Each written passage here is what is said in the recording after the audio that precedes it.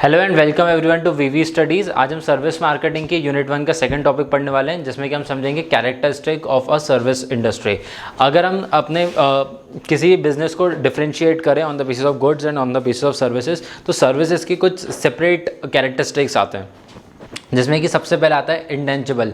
Generally जो goods होते हैं वो आपके टेंजिबल होते हैं और जो सर्विसेज होती हैं वो आपके इंटेंजिबल होती हैं। जैसे कि मोबाइल फ़ोन अगर आपको कोई सेल कर रहा है तो वो एक गुड है, आप उसको फील कर सकते हो, आप उसको टच कर सकते हो। बट अगर मैं आपको एजुकेशन सर्विस दे रहा हूँ तो या इस सर्विस को फील कर सकते हो बट आप टच नहीं कर सकते, आप उसको देख नहीं सकते। तो जितनी भी सर्विसेज होती हैं, चाहे हम हॉस्पिटल सर्विसेज की बात करें, हम ट्रांसपोर्ट सर्विस की बात करें, हम कम्युनिकेशन सर्विस की बात करें, हम एजुकेशन सर्विस की बात करें, ये सारी की सारी सर्विसेज इंटेंजिबल इन नेचर होती हैं।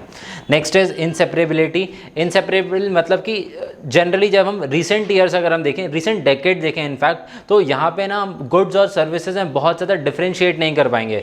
फॉर एग्जांपल स्मार्टफोन पर्सन, जैसे कि हम नोकिया की कंपनी ले, स्मार्टफोन सैमसंग कंपनी ले, तो वो लोग अपना एक गुड सेल कर रहे हैं, बट उस गुड के साथ साथ वो एक सर्विस भी आपको सप्लाई कर रहे हैं। फॉर एग्जाम्पल जैसे मैंने आपके थ्रू अमेजोन के थ्रू अगर मैंने एक स्मार्टफोन ऑर्डर किया तो स्मार्टफोन मेरे घर तक आएगा। अब वो एक सर्विस दी उन्होंने, जो ट्रांसपोर्टेशन सर्विस दी, जो डिलीवरी सर्विस दी, वो मेरे घर पर आया।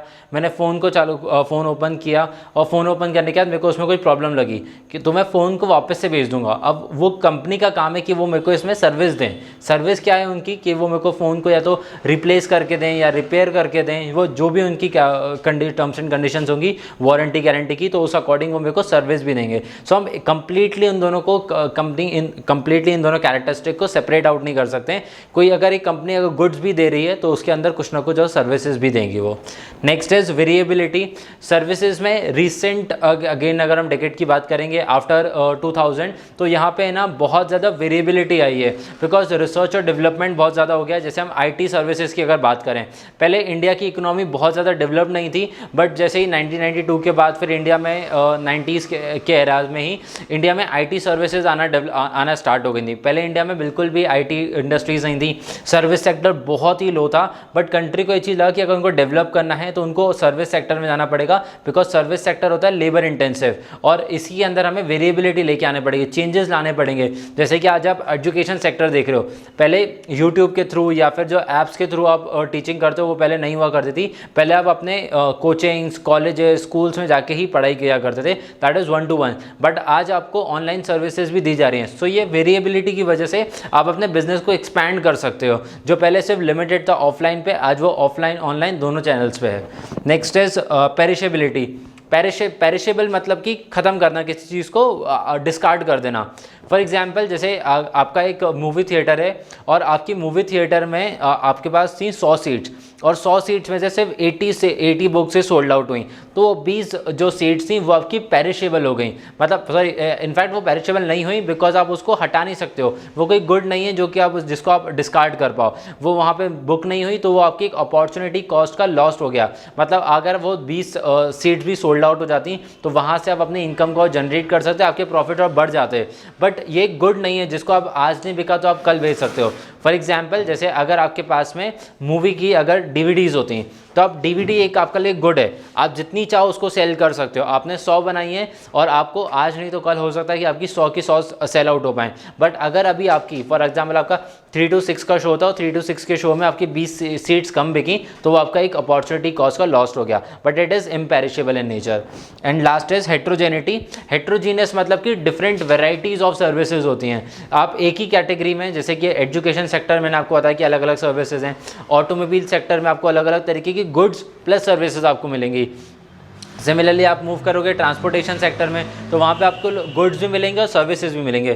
फॉर एग्जांपल जैसे अगर हम बात करें चार्टेड की, तो चार्टेड जब बस खरीद रहा है अपनी वॉल्वो से तो उसके लिए वो गुड है, बट वही बस से वो हमें सर्विसेज सप्लाई कर रहा है कि हम एक सिटी से दूसरी सिटी में कम्यूट कर पा रहे हैं, तो वो एक गुड उसको कन्वर्ट कर रहा है वो सर्विसेज में। सो इसका एक हेट्रोजीनियस नेचर होता है।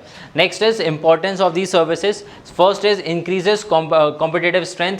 आपके जो कॉम्पिटिटर्स हैं उनके पास क्या उनकी स्ट्रेंथ है। फॉर एग्जाम्पल जैसे अगर हम टेलीकॉम सेक्टर की बात करें, टेलीकॉम सेक्टर में जियो के पास बहुत ज़्यादा मार्केट शेयर है, बट अगर हम बात करेंगे 5 से 6 साल पहले तो जियो का कोई नाम भी नहीं था। था। रिलायंस उस टाइम चलती थी, लेकिन उस टाइम पे कैसे नेटवर्क थे, 3G नेटवर्क थे। एयरटेल, वोडा, आइडिया, BSNL ये सब 3G सर्विसेज सप्लाई कर रहे थे।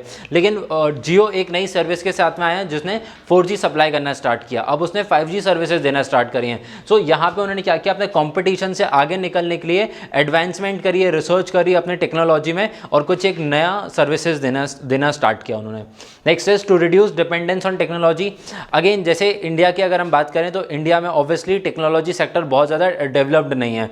अगर हम बात करेंगे एग्रीकल्चर की भी, तो एग्रीकल्चर में भी हम एग्रीकल्चर बहुत ज़्यादा करते हैं बिकॉज हमारे पास फर्टाइल लैंड्स हैं, हमारे पास वाटर इरिगेशन फैसिलिटी, सॉइल बहुत अच्छी है। बट जो हम जिस चीज़ में लैक करते हैं that is technology. So technology एक ऐसा फैक्टर हो जाता है जो कि किसी कंट्री को ग्रो करने में हेल्प करता है। बट अगर कोई अंडर डेवलप्ड कंट्री है या फिर कोई डेवलपिंग नेशन है जिसके पास में ऑब्वियसली टेक्नोलॉजी ज़्यादा नहीं होगी, तो वो अपने रिसोर्सेज, अपने सर्विसेज सेक्टर को अप्लाई कर सकता है और सर्विसेज सेक्टर की हेल्प से अपनी इकोनॉमी को ग्रो कर सकता है। जैसे कि इंडिया ने IT सर्विस की हेल्प से इकोनॉमी को ग्रो करने में हेल्प किया है। Next is to improve standard of living. अब अगर हम बात करें, जैसे अगर हम USA की बात करें तो USA में 85% से ज़्यादा लोग सर्विस सेक्टर से ज़्यादा रिलेटेड हैं, बिकॉज सर्विस सेक्टर जो होता है वो मोर लेबर इंटेंसिव होता है। अगर हम मैन्युफैक्चरिंग की बात करेंगे तो उसमें बहुत कम लोग लगते हैं क्योंकि ज़्यादातर वो मशीनरी का काम होता है। अगर हम बात करेंगे एग्रीकल्चर सेक्टर की तो अगेन उसमें बहुत ज़्यादा वो प्रॉफिटेबल बिजनेस नहीं है, क्योंकि वहाँ पे इंडिया जैसी कंट्री जहाँ पे टेक्नोलॉजी ज़्यादा डेवलप नहीं है। तो इस वजह से आपको अपनी सर्विस सेक्टर को, इकोनॉमी को अगर बूस्ट करोगे, जैसे USA में स्टैंडर्ड ऑफ लिविंग अच्छा है, वैसे इंडिया भी अगर अपना सर्विस सेक्टर को अगर वो 60-70% पे ले आएगा तो इंडिया का भी स्टैंडर्ड ऑफ लिविंग बहुत ज़्यादा अच्छा हो जाएगा।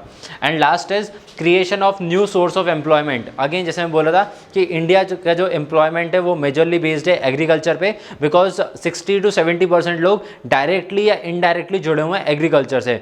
उसके बाद आता है मैन्युफैक्चरिंग सेक्टर और फिर आता है सर्विस सेक्टर। तो अगर इंडिया अपना एग्रीकल्चर सेक्टर को कम करेगा और अगर वो सर्विस इकोनॉमी में ज़्यादा फोकस करेगा तो एक एम्प्लॉयमेंट अपॉर्चुनिटी भी क्रिएट होगी, जिसकी वजह से अनएम्प्लॉयमेंट कम होगा। ऑब्वियसली अगर अनएम्प्लॉयमेंट कम होगा तो पॉवर्टी, रिसेशन कम होगा, इन्फ्लेशन कम होगा और कंट्री की GDP में ग्रोथ आएगा। एंड हेंस जो किसी भी पर्सन की पर कैपिटा इनकम है वो इंप्रूव होगी and hence it will improve the standard of living. So this was all about importance and characteristic of service economy. I hope the topic is clear to you. Thank you for watching the video.